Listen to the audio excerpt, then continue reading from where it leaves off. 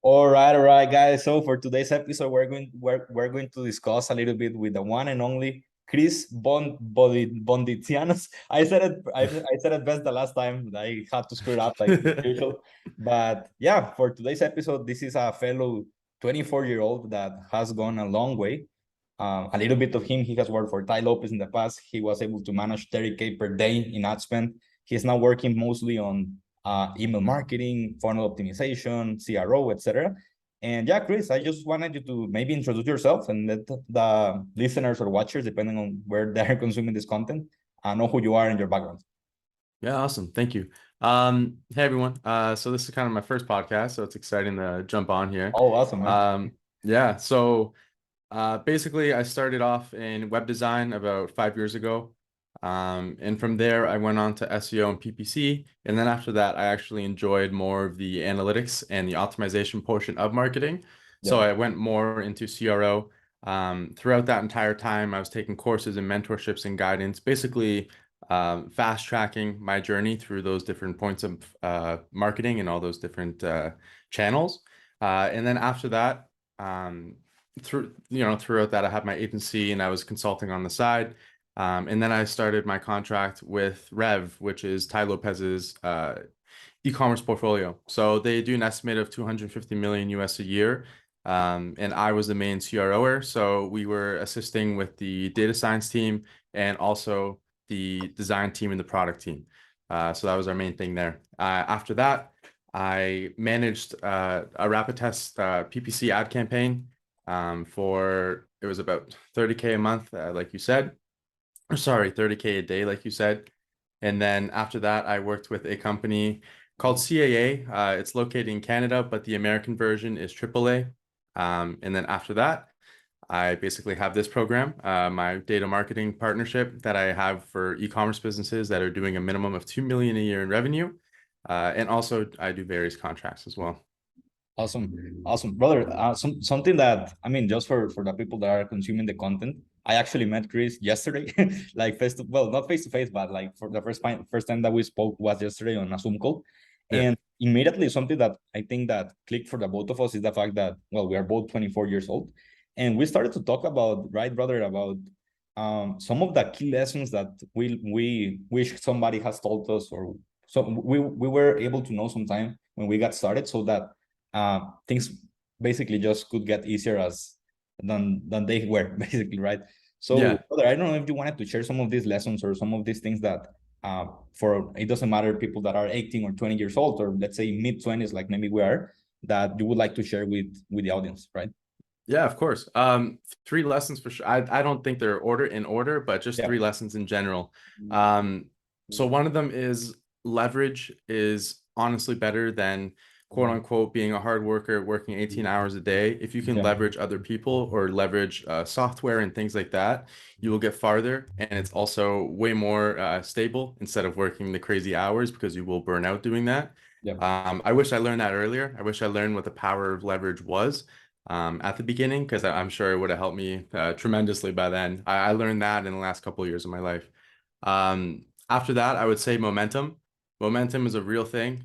When you feel like you're on a high, don't, get comfortable and just, take your foot off the pedal. You should really just push as hard as you can to get to that next level. Because if that is the time of opportunity, you have to take it. Because no matter how hard you work, opportunity has to come first. And also, working hard does open opportunity, but it's not always guaranteed. So when something comes your way, make the best of it. And that is definitely the number one thing I would say. So if I were to rank it, that'd be the number one. Yeah. Um, and the third one, I think it's having tough skin. So realizing that you're going to fail a lot, you're going to fall on your face all the time. And that is just a part of it. Every failure is actually a lesson learned. So even if, maybe the first agency you have wasn't successful or the second one wasn't successful, but the third one might be the one that takes you to where you want to be in your life. So it's very important that failure is not a negative. It is just it's part of the process. Awesome. I also wanted to because I know that you have a super interesting outreach or prospecting process using. I mean, you target recruiters and you are thinking more long term when you do Yeah. your outreach, right? But I don't want to let's say do a bad use of the opportunity of this topic. And I also wanted to add add a little bit to what you just shared, man, because for me the biggest lesson that I've ever had is actually understanding that entrepreneurship is all about solving problems. Because Yeah. when you get started, it's actually, I mean, you pretty much every person that starts a business is either because their family is already an entrepreneur, or they have entrepreneurs in their family, or because they got super motivated watching YouTube videos or something. And what happens is that they just start copying whatever it is that their favorite guru is doing. And Yeah. don't get me wrong, of course, if it's working for them, there's a reason why. I'm not trying to say that that's wrong, or anything. But when you realize that you actually need to solve real problems, and that you actually need to give some sort of unique value to the marketplace in order to get money in return, you are going to start thinking differently. And that's what happens, right? You need to start understanding where can you add some value in order to get money in exchange, because that's what at the end of the day business is all about. Yep. That's a little bit more, let's say, internal about what you think and how you approach business. And the second thing is actually external.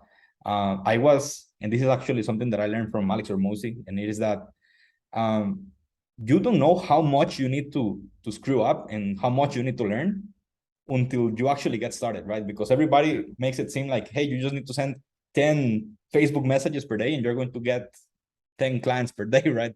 Something Yep. like that. When in reality, you need to stack a whole bunch of skills, a whole bunch of things that you need to learn basically in order to even land one client, right? You need to create an offer, you need to have a proper marketing messaging, you need Yep. to know how to book calls, how to close deals, etc. And I mean, most people don't even know how far they are from actually getting to be not even mediocre, right? So that's one of the things that if people actually knew, I think that they would be good to go, right?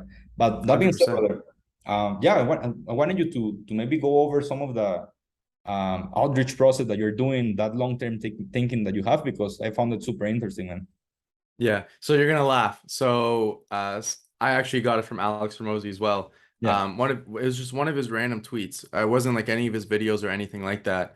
It was the idea that in order to create something long term, you need to have the foundations put in place.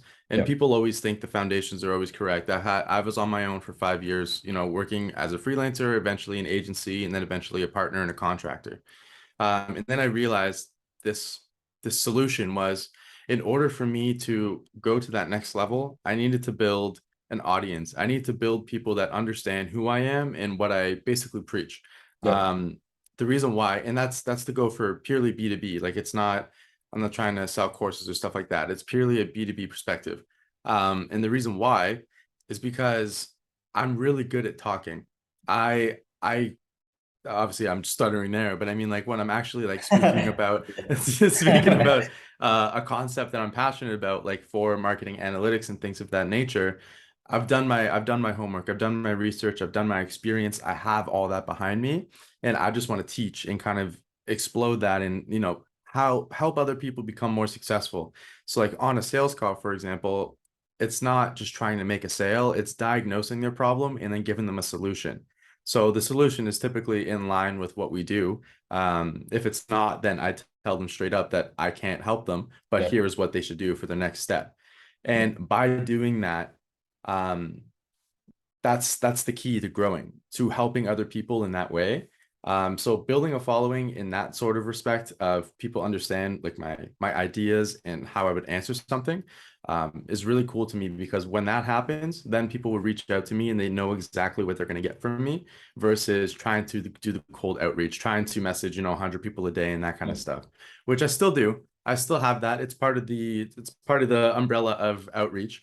But the main goal is to build that audience, so I can have it forever. So those people know who I am and what I stand for. In terms of outreach specifically, um, there's a few different positives that I take from it. For example, the cold email stuff, that's typically to a business. So what I've realized and what I've learned is reaching out to basically like a referral network. And in this situation, it would be recruiters. So recruiters benefit. You give them value by signing a contract and by signing and doing your due diligence and doing the work for someone, because that's their job. Their job is to find someone that does that. So yeah, you are both like-minded with the same goal.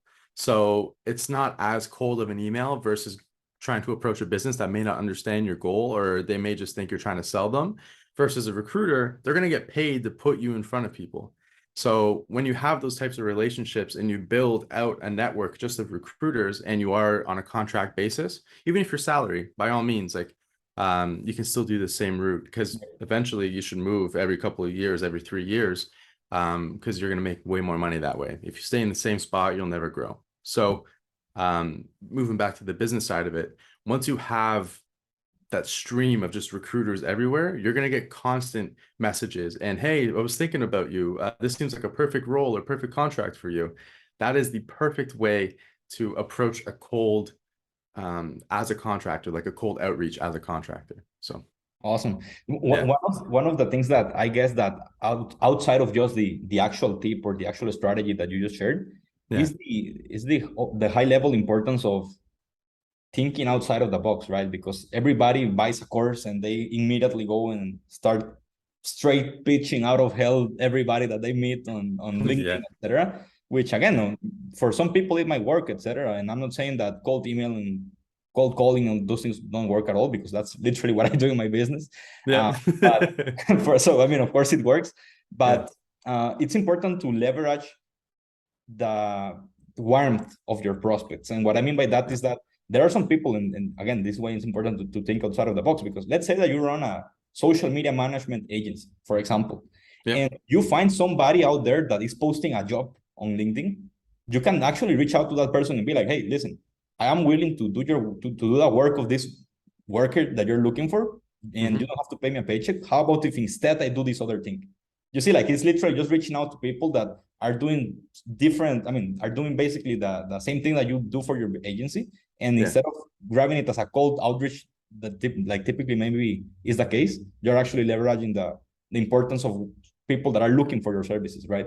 yeah. Um, Intent is the intent. word there. That's why like Google Ads and stuff like that is so effective, because people are Google searching with intent. They have a purpose to doing that. It's the exact same process, same Sure. mindset.